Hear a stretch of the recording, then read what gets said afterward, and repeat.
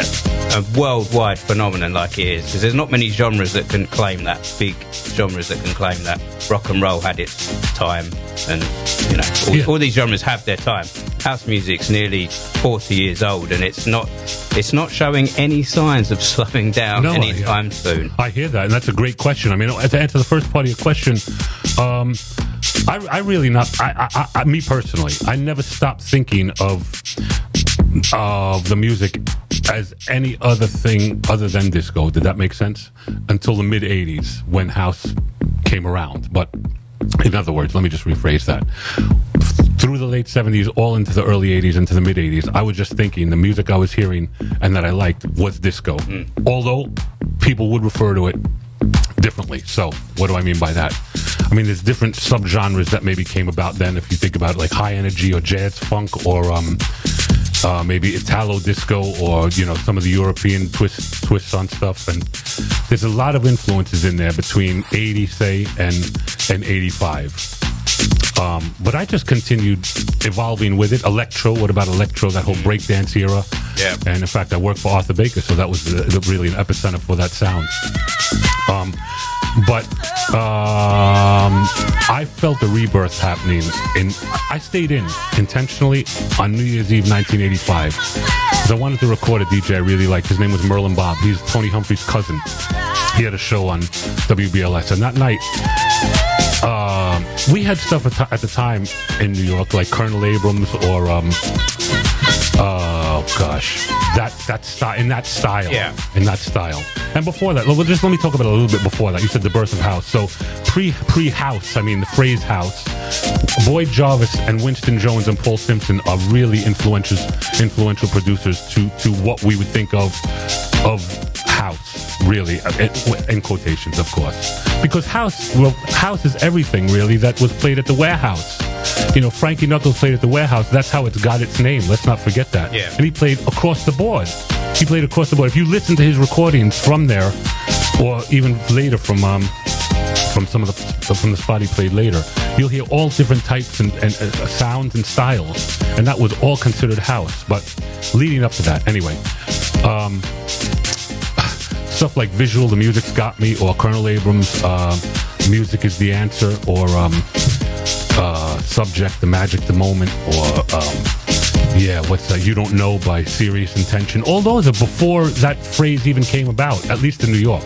Now, I know Chicago's making the claim that they created house, in quotation. Have you had that argument with anybody from Chicago? I don't think it's an argument, really. I think there's no doubt that they put that phrase on it. There's no doubt. And getting back to that New Year's Eve I stayed in 1985, Merlin, I was expecting him to play a lot of that Colonel Abrams sounding stuff, but he just went all minimal. And this was the first time I ever heard tracks from Chicago that we would consider house today. Like This by Chippy, or Music is the Key by J.M. Silk, or there was another Chippy, It's House. Yeah, these were just all minimal, and it was like a rebirth to me of it was putting a whole new twist on disco, or soulful disco. It was just stripping it down, and I said, I knew. I have a recording of the night. Like I said, I stayed in to record. That was something I really enjoyed at the time, recording off the radio, mix shows. But that night, I realized I was hearing something new and a rebirth.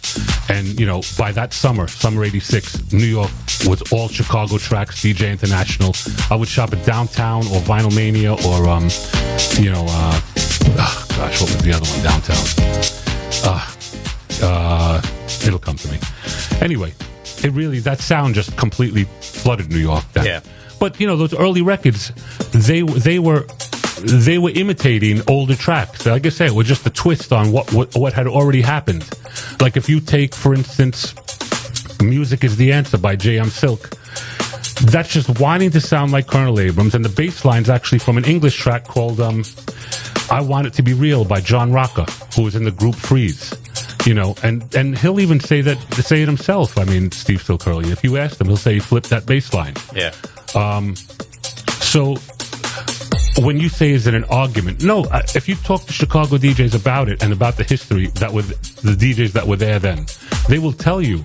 In fact, you listen to BMX I wasn't in Chicago, so I can't speak from a Chicago point of view. So this is my opinion. If you listen to BMX, you're going to hear pre-85. You're going to hear all of these style tunes that we're talking about, and that was leading up to them coming up with that phrase and coming up with their own sound, which they did from 85 onwards. From a New York point of view, there was definitely a clear Chicago sound.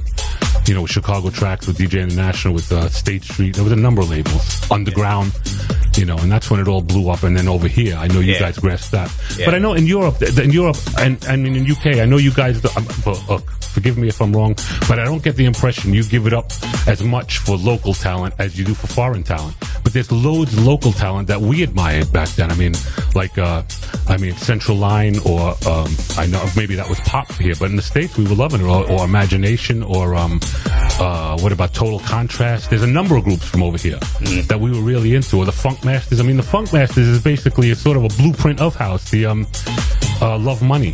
Just listen to that. Just listen to that today, and that's a UK track. Yeah. What about Powerline? There's so many. So, from a New York point of view, we just, all these, I'm sorry if I'm going off here, you know, there's so much to talk about in regards to this history, because there's a lot involved, and it's not only one place that created it, it's many influences from different places that all contribute. That is kind of the magic of house music, isn't it? Because it's so versatile, and you can just put literally anybody that can create it, puts their own little spin on it, and you can do anything with it.